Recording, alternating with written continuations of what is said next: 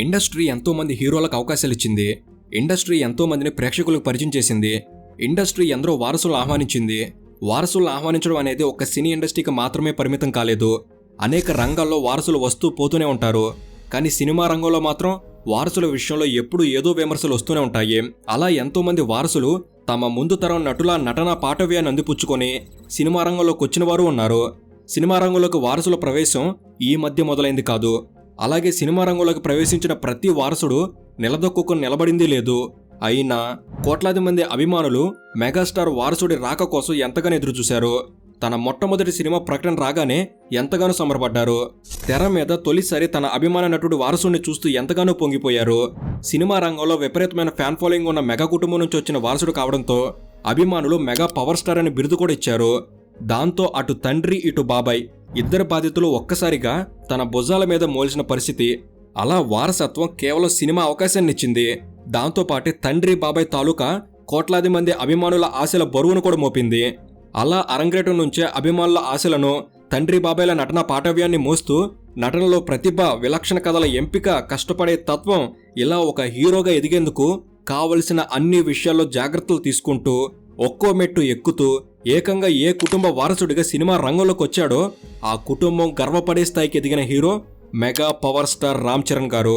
చిరంజీవి గారి తనయుడిగా పరిచయమైన రామ్ చరణ్ ప్రస్తుతం చిరంజీవి గారినే రామ్ చరణ్ తండ్రి అని చెప్పుకునేంత ఎత్తుకెదిగాడు. కాబట్టి అసలు రామ్ చరణ్ బాల్యం ఎలా ఉండేది, రామ్ చరణ్ సినిమా రంగ ప్రవేశం ఎలా జరిగింది, సినిమాల్లో రామ్ చరణ్ సృష్టించిన సంచలనాలేంటి, వీటితో పాటు రామ్ చరణ్ జీవితానికి సంబంధించిన ఆసక్తికరమైన విషయాలు ఏమిటి అనేది కూడా ఈ వీడియోలో మీకు తెలియజేస్తాను. ఈ వీడియో అనేది రామ్ చరణ్ని అభిమానించే వ్యక్తుల నుంచి ద్వేషించే వారి వరకు, అలాగే రామ్ చరణ్ గురించి తెలుసుకోవాలి అనుకునే ప్రేక్షకుల వరకు ప్రతి ఒక్కరిని సాటిస్ఫై చేస్తుంది. వీడియోలో ప్రతి విషయాన్ని పొందుపరిచాము కనుక ఎండ్ వరకు మిస్ కాకండి. వీడియో చాలా చాలా బాగుంటుంది. అండ్ మీ అందరికి ఒక ప్రశ్న, రామ్ చరణ్ సినిమాల్లో మీకు నచ్చిన సినిమా ఏమిటి తప్పకుండా కామెంట్ చేయండి. అండ్ ఇలాంటి మరిన్ని ఇన్ఫర్మేటివ్ వీడియోస్ని మీ కొరకు తెచ్చేందుకు మీ సపోర్ట్కి వీడియోకి జస్ట్ లైక్ చేయండి చాలు. సో ఇక లేట్ చేయకుండా let's get into the video.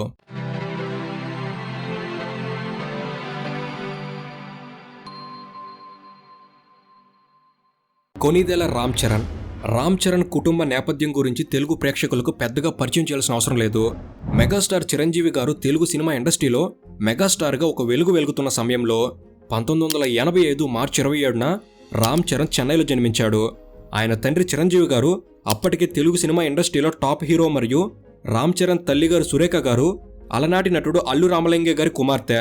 అంటే రామ్ చరణ్కి తల్లి మరియు తండ్రి ఇద్దరి నేపథ్యాలు సినిమా రంగానికి సంబంధించినవే. మరోవైపు రామ్ చరణ్ మేనమామ అల్లు అరవింద్ గారు కూడా అప్పటికే తెలుగులో నిర్మాతగా తెలుగు సినిమా రంగంలో విజయవంతమైన వ్యక్తి. అలా రామ్ చరణ్ చుట్టూ ఆయన పుట్టినప్పటి నుంచే ఇంట్లో సినిమా వాతావరణం ఉండేది. కానీ చిరంజీవి గారు మాత్రం రామ్ చరణ్ని ఎప్పుడూ పెద్దగా తనతో పాటు సినిమా షూటింగ్లకు, సినిమా ఫంక్షన్లకు తీసుకువెళ్లేవారు కాదు. అంతేకాకుండా చిరంజీవి గారు సినిమాకు సంబంధించిన విషయాలను ఇంట్లో పెద్దగా చర్చించేవారు కూడా కాదు. అదీ కాక సెలబ్రిటీల పిల్లలు కావడంతో రామ్ చరణ్ ఎప్పుడూ సాధారణ జీవితం గడిపింది లేదు. దాంతో రామ్ చరణ్కి చిరంజీవి గారు కేవలం ఒక సినిమా హీరో అని మాత్రమే తెలుసు. అంతేకాని చిరంజీవి గారికి ఏ స్థాయిలో అభిమానులు ఉన్నారో ఆయనకి చాలా కాలం పాటు తెలియలేదు. ఇక రామ్ చరణ్ చిన్నప్పుడు ఎక్కువగా అల్లు అరవింద్ గారి ఇంట్లోనే గడిపేవాడు. అల్లు అరవింద్ గారికి 3 పిల్లలు, అలాగే నాగబాబు గారికి వరుణ్ తేజ్, నిహారిక, వీరితో పాటు రామ్ చరణ్కి ఒక అక్క చెల్లి ఉన్నారు. అలా మొత్తం మెగా కుటుంబంలో 8 మంది పిల్లలతో పాటు చిరంజీవి గారి చెల్లెలి పిల్లలు సాయిధరమ్ తేజ్, వైష్ణవ్ తేజ్ లాంటి వారిని కలుపుకొని కుటుంబం మొత్తం దాదాపు 10 మంది పిల్లలు ఉండేవారు. వీరంతా ఇంచుమించుగా ఒకే వయసు వారు కావడంతో అందరినీ ఒకే స్కూల్లో చేర్పించారు. చెన్నైలోని పద్మశేషాద్రి బాలభవన్ స్కూల్లో 5వ తరగతి వరకు చదివించిన తర్వాత రామ్ చరణ్ని ఊటీలో మరో 3 సంవత్సరాలు చదివించారు. ఇక 8వ తరగతి పూర్తయిన తర్వాత హైదరాబాద్ పబ్లిక్ స్కూల్లో చేర్పించారు. అక్కడ రామ్ చరణ్, రానా, శర్వానంద్ అందరూ ఒకే క్లాసులో ఉండేవారు. రామ్ చరణ్కి చిన్నప్పటి నుంచి కార్ల మీద విపరీతమైన ఆసక్తి ఉండేది. కొత్త రకం కార్లను ఆసక్తిగా గమనించేవాడు. దాంతోపాటు రామ్ చరణ్ సొంతంగా తనకు కావలసిన కార్లు ఎలా ఉండాలో డిజైన్లు వేస్తూ ఉండేవాడు. దాంతోపాటు సచిన్ టెండూల్కర్కు ఉన్న క్రేజ్ రామ్ చరణ్ని క్రికెట్ మీద ఇష్టం పెంచుకునేలా చేసింది. ఇక చిరంజీవి గారు రామ్ చరణ్ చిన్నతనంలోనే బడా హీరో కావడంతో ఆయన చాలా తక్కువ సమయం పిల్లలతో గడిపేవారు. కానీ మెల్లమెల్లగా చిరంజీవి గారిలో కూడా తన కుమారుణ్ణి హీరో చేయాలనే కోరిక మొదలైంది. కానీ రామ్ చరణ్ మాత్రం సినిమాల మీద కాకుండా cricket, automobile engineering, horse riding లాంటి వాటిలో ఆసక్తి చూపించేవాడు. దాంతో రామ్ చరణ్ హైదరాబాద్లో చదువుకుంటున్నప్పుడే హార్స్ రైడింగ్ మీద ఉన్న ఇంట్రెస్ట్తో హార్స్ రైడింగ్లో ట్రైనింగ్ తీసుకున్నాడు. రామ్ చరణ్ చిన్నప్పుడు ఏకంగా క్రికెటర్ కావాలి అని అకాడమీలో కోచింగ్ కూడా తీసుకున్నాడు. హైదరాబాద్ తరపున జూనియర్ రంజీ క్రికెట్లో అరంగేటం కూడా చేశాడు. కానీ అప్పటికే క్రికెట్లో ఉన్న విపరీతమైన పోటీని అర్థం చేసుకుని ఆటోమొబైల్ ఇంజనీరింగ్ వైపు వెళ్లాలనుకున్నాడు. కానీ చిరంజీవి గారు మాత్రం రామ్ చరణ్ని సినిమాల్లోకి తీసుకురావాలి అని తనతో పాటు షూటింగ్లకు, ఆడియో ఫంక్షన్లకు తీసుకువెళ్లడం మొదలుపెట్టారు. కానీ రామ్ చరణ్ హైదరాబాద్లో బీకాం పూర్తి చేసిన తర్వాత జర్మనీ వెళ్లి ఆటోమొబైల్ ఇంజనీరింగ్ చేస్తాను అని చిరంజీవి గారికి చెప్పాడు. కానీ చిరంజీవి గారు రామ్ చరణ్కి సినిమాల మీద ఆసక్తి ఏర్పడేలా కొందరు డైరెక్టర్లను ఇంటికి పిలిపించి రామ్ చరణ్తో మాట్లాడించేవారు. అప్పటికే రామ్ చరణ్ బాబాయ్ పవన్ కళ్యాణ్ గారు 1996 నుంచి హీరోగా సినిమాలు చేస్తూ యూత్లో మంచి ఫాలోయింగ్ సంపాదించుకున్నారు. మరోవైపు రామ్ చరణ్కి సమానమైన అల్లు అర్జున్ 2002లోనే తన తొలి సినిమా గంగోత్రి షూటింగ్ మొదలుపెట్టి 2003 మార్చిలో రిలీజ్ కూడా చేశారు. కానీ రామ్ చరణ్ మాత్రం సినిమాల్లోకి రావడం గురించి ఏనాడు సీరియస్గా ఆలోచించలేదు.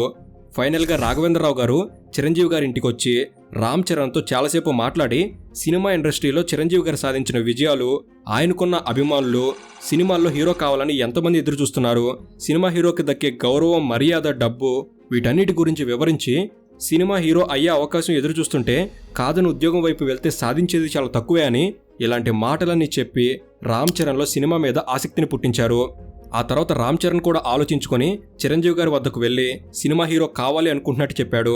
చిరంజీవి గారు ఏదైతే కావాలి అనుకున్నారో అవే మాటలు రామ్ చరణ్ నోటి నుంచి వినిపించేసరికి చాలా ఆనందపడ్డారు.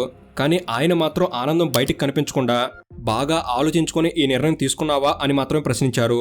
ఆలోచించి నిర్ణయం తీసుకున్నా అని రామ్ చరణ్ చెప్పడంతో డిగ్రీ పూర్తయిన వెంటనే 2005లో రామ్ చరణ్ని లండన్ పంపించి అక్కడ ఫిల్మ్ స్కూల్లో సంవత్సరం పాటు నటనలో శిక్షణ ఇప్పించారు. తర్వాత ముంబైలో కూడా మరో 6 నెలలు యాక్టింగ్లో ట్రైనింగ్ ఇప్పించారు.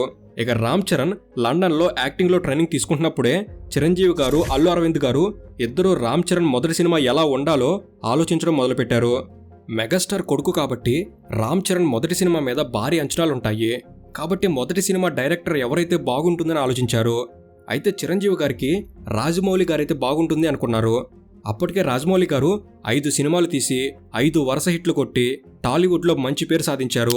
అల్లు అరవింద్ గారు రాజమౌళి గారి వద్దకు వెళ్ళి చిరంజీవి గారి అబ్బాయిని సినిమాల్లోకి తీసుకొస్తున్నాం, మొదటి సినిమా మీరు డైరెక్ట్ చేస్తే బాగుంటుందని చెప్పారు.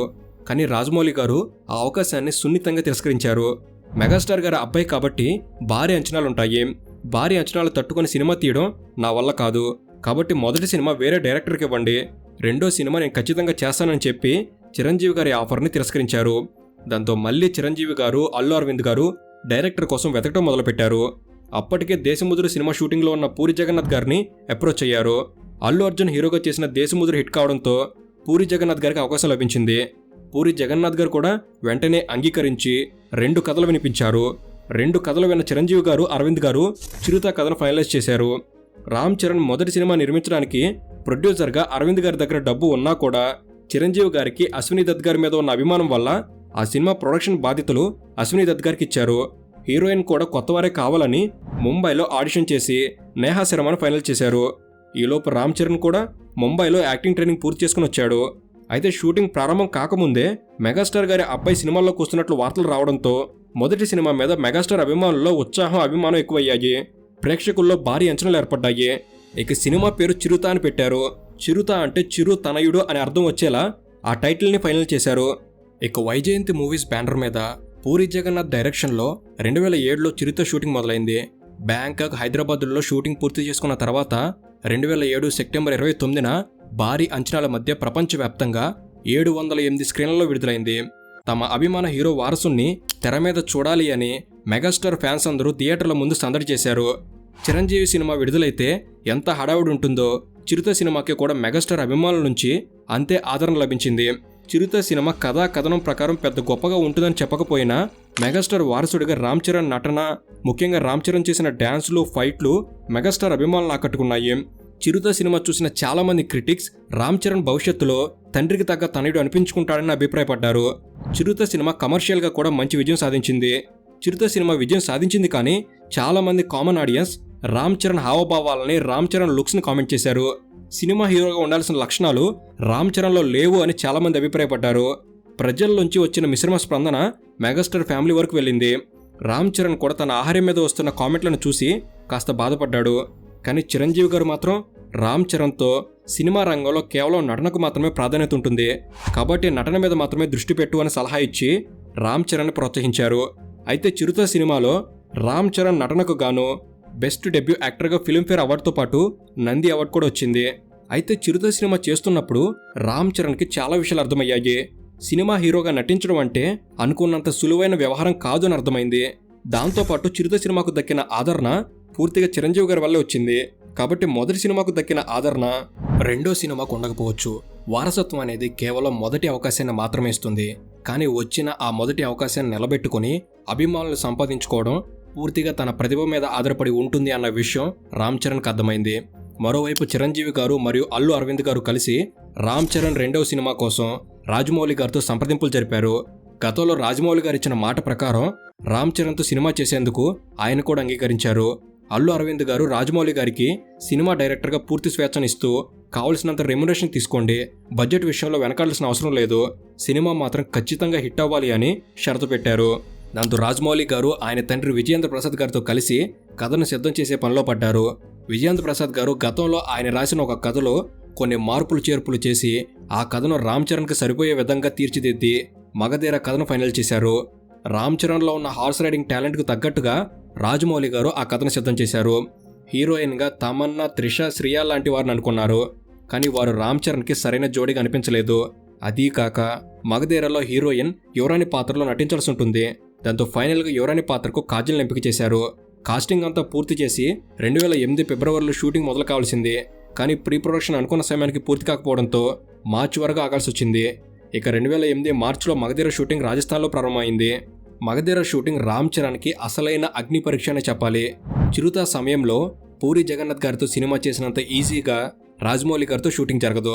ప్రతి షాట్లో పర్ఫెక్షన్ కోసం టేకుల మీద టేకులు చూపించే వ్యక్తి రాజమౌళి. అదీ కాక మగధీర కథలో నటనతో పాటు హార్స్ రైడింగ్, కత్తి సాము ఇలా చాలా వాటిలో ప్రావీణ్యం ఉండాలి. రాజస్థాన్, కర్ణాటక, హైదరాబాద్లోని రామోజీ ఫిల్మ్ సిటీల్లో దాదాపు సంవత్సరం పాటు సాగిన మగధీర షూటింగ్ అయిపోయేసరికి రామ్ చరణ్కి సినిమా కష్టాలు ఎలా ఉంటాయో పూర్తిగా అర్థమైంది. మగధీర సినిమాకి మొత్తం 40 కోట్ల రూపాయల బడ్జెట్ అయింది. రాజమౌళి గారు డైరెక్షన్తో పాటు సినిమాను మార్కెటింగ్ చేయడంలో ముందుంటారు. దాంతో మగధీర సినిమా గురించి మొదటి నుంచి పబ్లిసిటీ ప్లాన్ చేసి ఆడియన్స్లో మగధీర మీద అంచనాలను పెంచారు. ట్రైలర్, టీజర్, పాటలు ఇలా ప్రతిదీ అభిమానులు ఆకట్టుకున్నాయి. దాంతోపాటు 2008-9లోనే ఒక సినిమాకు 44 కోట్ల రూపాయల బడ్జెట్ అంటే మొత్తం టాలీవుడ్ అంతా ఆశ్చర్యపోయింది. దాంతో మగధీర మీద అంచనాలు ఆకాశాన్ని అంటాయి. అలా భారీ అంచనాల మధ్య మగధీర 2009 జూలై 31న 1200 థియేటర్లో విడుదలైంది. ఇక అప్పట్లో మగధీర విడుదలైన తర్వాత ఆ సినిమా సృష్టించిన సంచలనాలు అన్నీ ఇన్ని కావు. మొత్తం ఇండియన్ ఫిల్మ్ ఇండస్ట్రీ అంతా టాలీవుడ్ గురించి మాట్లాడుకునేలా చేసిన సినిమా మగధీర. మగధీరలో రామ్ చరణ్ చూసిన ప్రతి ఒక్కరూ రామ్ చరణ్కి అది రెండో సినిమానేనా అని ఆశ్చర్యపోయే స్థాయిలో నటించాడు. చిరుత విడుదలైన తర్వాత ఎవరైతే రామ్ చరణ్ ఆహార్యం మీద, హావభావాల మీద కామెంట్లు చేశారో వారందరూ మగధీర చూసి తమ అభిప్రాయాలు తప్పు అని ఒప్పుకునే పరిస్థితి రామ్ చరణ్ కల్పించాడు. మగధీర సినిమాకు ప్రేక్షకుల నుంచి భారీ స్పందన రావడంతో ఈ సినిమా రికార్డుల పరంగా, కలెక్షన్ పరంగా అప్పటి వరకు పోకిరి పేరు మీద ఉన్న అన్ని రికార్డులను తుడిచిపెట్టేసింది. తెలుగులో 150 కోట్ల రూపాయల గ్రాస్ కలెక్ట్ చేసి సరికొత్త రికార్డులు సృష్టించింది. రామ్ చరణ్ తన రెండో సినిమాకే తెలుగులో 100 కోట్లకు పైగా వసూలు రాబట్టి టాలీవుడ్లో ట్రెండ్ సెట్ చేశాడు. మగధీర సినిమాకు గాను బెస్ట్ యాక్టర్గా రామ్ చరణ్కి 2వ ఫిల్మ్ఫేర్ అవార్డు మరియు నంది అవార్డు కూడా లభించింది. మగధీరతో రామ్ చరణ్ కేవలం టాలీవుడ్కి మాత్రమే పరిమితం కాలేదు. తమిళ్, మలయాళం, హిందీ భాషల్లో కూడా విడుదలై అక్కడ కూడా రామ్ చరణ్కి గుర్తింపుని తెచ్చిపెట్టింది. ఇక మగధీర సినిమా విజయంతో రామ్ చరణ్ టాలీవుడ్లో one of the top heroes అనే స్థాయికి వెళ్ళాడు. తనకంటూ సొంతంగా అభిమానులు సంపాదించుకున్నాడు. దాంతో రామ్ చరణ్ క్రేజ్ విపరీతంగా పెరిగింది. దాంతో ఇక టాలీవుడ్లో రామ్ చరణ్కి తిరుగులేదు అనే స్థాయికి వెళ్ళాడు. కానీ రామ్ చరణ్కి మగధీర ఇచ్చిన విజయం ఎక్కువ కాలం నిలవలేదు. రామ్ చరణ్ తన మూడో సినిమాగా బాబాయ్ నాగబాబు నిర్మాతగా బొమ్మరిల్లు భాస్కర్ డైరెక్షన్లో ఆరెంజ్ అనే యూత్ఫుల్ ఎంటర్టైనర్ని లైన్లో పెట్టాడు. ఆస్ట్రేలియాలోని మెల్బోర్న్, సిడ్నీల్లో ఎక్కువ భాగం షూటింగ్ చేశారు. రామ్ చరణ్తో పాటు 3 హీరోయిన్లు నటించారు. మగధీర లాంటి భారీ హిట్ తర్వాత వస్తున్న సినిమా కావడం, దాంతోపాటు ఆరెంజ్ పాటలు సూపర్ హిట్ అయ్యాయి. దాంతో ఆరెంజ్ మీద కూడా అప్పట్లో అభిమానులు అంచనాలతోనే ఉన్నారు. ఆరెంజ్తో రామ్ చరణ్ హ్యాట్రిక్ కొడతానని అందరూ అనుకున్నారు. కానీ 2010 నవంబర్ 26న విడుదలైన ఆరెంజ్ సినిమా చూసిన ప్రతి ఒక్కరి అంచనాలు తారుమారయ్యాయి. సినిమా చూసిన ప్రతి ఒక్కరూ ఇదేం సినిమా అనుకున్నారు. సినిమా కోసం పెట్టిన బడ్జెట్లో సగం కూడా తిరిగి రాలేదు. దాంతో ఈ సినిమాకు నిర్మాతగా ఉన్న నాగబాబు గారు పూర్తిగా అప్పుల పాలయ్యారు. దాంతో రామ్ చరణ్ గారు బాబాయ్ నష్టాలను తగ్గించేందుకు తాను ముందుగా అనుకున్న రెమ్యునరేషన్లో సగం మాత్రమే తీసుకున్నాడు. అయితే ఆరెంజ్ సినిమా పరాజయం రామ్ చరణ్కి చాలా పెద్ద ఎదురుదెబ్బనే చెప్పాలి. 2009లో మగధీర లాంటి భారీ విజయాన్ని రుచి చూసిన వెంటనే 2010లో ఆరెంజ్ లాంటి ఫ్లాప్ రావడంతో ఒక్కసారిగా సినిమా రంగంలో మరో కోణాన్ని రామ్ చరణ్కి పరిచయం అయ్యేలా చేసింది. నిజానికి ఆరెంజ్ సినిమా విషయంలో ప్రేక్షకులదే తప్పు. ఆరెంజ్ని థియేటర్లో అసహించుకున్న ప్రేక్షకులు ఆ తర్వాత అదే సినిమాను క్లాసిక్ అని ఆదరించడం మొదలుపెట్టారు. 2010లో ఆరెంజ్ సినిమాను అర్థం చేసుకోలేకపోయారు. సినిమా ప్రేక్షకులకు ఎక్కేసరికి నిర్మాతలకు జరగాల్సిన నష్టం జరిగిపోయింది. Orange cinema best movie at worst time అని చెప్పొచ్చు. గతంలో ఫ్లాప్ చేసిన ఈ సినిమాను 2023 మార్చి 25న రీరిలీజ్ చేస్తే ప్రేక్షకులు విపరీతంగా ఆదరించారు. ఇక ఆరెంజ్ తర్వాత రామ్ చరణ్ కాస్త సమయం తీసుకుని మళ్ళీ వరుసగా కమర్షియల్ సినిమాల మీద దృష్టి పెట్టాడు. సంపత్ నంది డైరెక్షన్లో తమన్నాతో కలిసి రచ్చలో నటించాడు. 2012 ఏప్రిల్లో రిలీజ్ అయిన రచ్చ కమర్షియల్గా హిట్ అయింది. రచ్చ సినిమా విడుదలైన తర్వాత 2012 జూన్ 14న Ram Charan Apollo hospital co-founder chairman Pratap C Reddy గారి మనవరాలు కామినేని ఉపాసనను ప్రేమించి పెళ్లి చేసుకున్నాడు. తెలుగు రాష్ట్రాల్లో పేరున్న కుటుంబాల మధ్య జరిగిన ఆ వివాహం అంగరంగ వైభవంగా జరిగింది. రచ్చ తర్వాత వివి వినాయక్ డైరెక్షన్లో double action movie Nayak okay చెప్పిన రామ్ చరణ్ 2013 సంక్రాంతికి నాయక్గా ప్రేక్షకుల ముందు వచ్చాడు. నాయక్లో డబల్ రోల్లో రామ్ చరణ్ నటించిన విధానం ఆ సినిమా విజయానికి ఉపయోగపడింది. నాయక్ కూడా రామ్ చరణ్ కెరీర్లో చెప్పుకోదగ్గ సినిమాగానే ఉంటుంది. ఇక టాలీవుడ్లో ఒక ఆరెంజ్ మినహా అన్ని సినిమాలు హిట్ అయిన సమయంలో రామ్ చరణ్ అప్పటి వరకు ఏ తెలుగు హీరో చేయని సాహసాన్ని చేశాడు. ఏకంగా బాలీవుడ్ మీద దృష్టి పెట్టి బాలీవుడ్ సూపర్ హిట్ జంజీర్ రీమేక్లో బాలీవుడ్ స్టార్ హీరోయిన్ ప్రియాంక చోప్రాతో కలిసి నటించాడు. ఈ సినిమా తెలుగులో తుఫాన్గా విడుదలైంది. కానీ ఈ సినిమా బాలీవుడ్ టాలీవుడ్ రెండు భాషల్లో ఘోరంగా ఫెయిల్ అయింది. దాంతో రామ్ చరణ్ బాలీవుడ్ ఆశలు ఒక్కసారిగా తలకిందులయ్యాయి. జంజీర్ చూసి బాలీవుడ్ ఆడియన్స్ రామ్ చరణ్ని ఎక్స్ప్రెషన్లెస్ వుడెన్ ఫేస్ అని కామెంట్లు చేశారు. దాంతో రామ్ చరణ్ మళ్ళీ బాలీవుడ్ ఆలోచన చేయలేదు. ఇక రామ్ చరణ్ 2014 సంక్రాంతికి వంశీ పైడిపల్లి డైరెక్షన్లో శృతి హాసన్ జంటగా ఎవడు అనే కొత్త తరహా సినిమాతో ఆడియన్స్ ముందుకొచ్చాడు. అల్లు అర్జున్ కాజల్ అగర్వాల్ గెస్ట్ రోల్ చేసిన ఎవడు సినిమా విజయం సాధించింది. ఇక తర్వాత 2014 అక్టోబర్లో కృష్ణవంశీ డైరెక్షన్లో కాజల్ అగర్వాల్తో కలిసి ఫ్యామిలీ ఎంటర్టైన్మెంట్గా వచ్చిన గోవిందుడు అందరూ వాడేలే కాస్త యావరేజ్గా ఆడింది. ఇక 2014 డిసెంబర్లోనే సీను వైట్ల డైరెక్షన్లో రకుల్ ప్రీతి సింగ్తో కలిసి నటించిన బ్రూస్లీ చిత్రం విడుదలయ్యి ఏమాత్రం అంచనాలను అందుకోలేకపోయింది. కానీ వెంటనే సురేందర్ రెడ్డి డైరెక్షన్లో ధ్రువ అనే సినిమా కోసం చాలా కష్టపడ్డాడు. పోలీస్ ఆఫీసర్ పాత్ర కోసం ఏకంగా 6 ప్యాక్ చేసి కండలతో ఆకట్టుకున్నాడు. 2016 డిసెంబర్లో విడుదలైన ధ్రువ రామ్ చరణ్ కష్టానికే తగ్గ హిట్ను అందించింది. ఇక 2017లో చిరంజీవి గారి 150వ సినిమా ఖైదీ నెంబర్ 150 కోసం రామ్ చరణ్ కొనిదెల ప్రొడక్షన్ కంపెనీ అనే సంస్థను ఏర్పాటు చేసి నిర్మాతగా మారాడు. ఇక ఖైదీ నెంబర్ 150 నిర్మాతగా చేస్తూనే సుకుమార్ డైరెక్షన్లో సమంతతో కలిసి రంగస్థలంలో నటించాడు. 1980ల నేపథ్యంలో తీసిన ఈ పీరియాడికల్ మూవీలో రామ్ చరణ్ చెవిటివాడిగా నటించిన విధానం గురించి ఎంత చెప్పినా తక్కువే. 2018 మార్చిలో విడుదలైన రంగస్థలం రామ్ చరణ్లో ఉన్న నటుడిని పరిచయం చేసింది. అప్పటి వరకు నటన ఎక్స్ప్రెషన్స్ విషయంలో రామ్ చరణ్ విమర్శించిన ప్రతి ఒక్కరికి రంగస్థలంతో సమాధానం చెప్పాడు. 60 కోట్ల రూపాయల బడ్జెట్తో తీసిన ఈ సినిమా ఏకంగా 216 కోట్ల రూపాయల వసూలు సాధించింది. రామ్ చరణ్ కెరీర్లో మగధీర తర్వాత మళ్ళీ ఆ రేంజ్ హిట్ అంటే రంగస్థలం అనే చెప్పాలి. రంగస్థలంలో ఆది పినిశెట్టి, సమంత, అనసూయ, ప్రకాష్ రాజ్ లాంటి వారు ఉన్న నటన పరంగా మాత్రం Ram Charan one man show చేశాడని చెప్పాలి. రంగస్థలం సినిమా టాలీవుడ్లో మరిన్ని పీరియాడికల్ మూవీలు రావడానికి ట్రెండ్ సెట్ చేసింది. రంగస్థలం తర్వాత దసరా, పుష్ప లాంటి ప్రయోగాత్మక సినిమాలు రావడానికి రంగస్థలం లాంటి సినిమా ఉపయోగపడింది. అయితే 2009లో ఏదైతే మగధీర లాంటి భారీ విజయం తర్వాత ఆరెంజ్ లాంటి ఫ్లాప్ వచ్చిందో రంగస్థలం తర్వాత కూడా అదే జరిగింది. బోయపాటి సీను డైరెక్షన్లో తీసిన వినయ విధేయ రామ 2019 సంక్రాంతికి విడుదలైంది. రంగస్థలం లాంటి సినిమా తర్వాత వస్తున్న సినిమా కావడం, అదీ కాక రామ్ చరణ్ 6 ప్యాక్ బాడీతో యాక్షన్ స్పెషలిస్ట్ బోయపాటి సీను కాంబినేషన్లో వస్తున్న సినిమా కావడం, అదీ కాక సినిమా విడుదలకు ముందు రిలీజ్ అయిన రామ్ చరణ్ లుక్స్, ఇవన్నీ వినయ విధేయ రామ సినిమా మీద అంచనాలను పెంచాయి. కానీ ఆ సినిమా మీద ఆడియన్స్ పెట్టుకున్న ఆశలన్నీ తలకిందులయ్యాయి. సినిమా అట్టర్ ఫ్లాప్ అయింది. దాంతో మళ్ళీ రాజమౌళి గారి డైరెక్షన్లో ఎన్టీఆర్తో కలిసి బాలీవుడ్ బిగ్గెస్ట్ మల్టీస్టారర్ మూవీ త్రిబుల్-ఆర్లో నటించేందుకు ఒప్పుకున్నాడు. 2019 జనవరిలో వినయ విధేయ రామ విడుదలైన వెంటనే రామ్ చరణ్ త్రిబుల్-ఆర్ కోసం కష్టపడడం మొదలుపెట్టాడు. త్రిబుల్-ఆర్ కోసం 2 సంవత్సరాల పాటు మరే సినిమా ఒప్పుకోలేదు. లాక్డౌన్ సమయాన్ని సరిగ్గా ఉపయోగించుకొని బాడీని ప్రిపేర్ చేశాడు.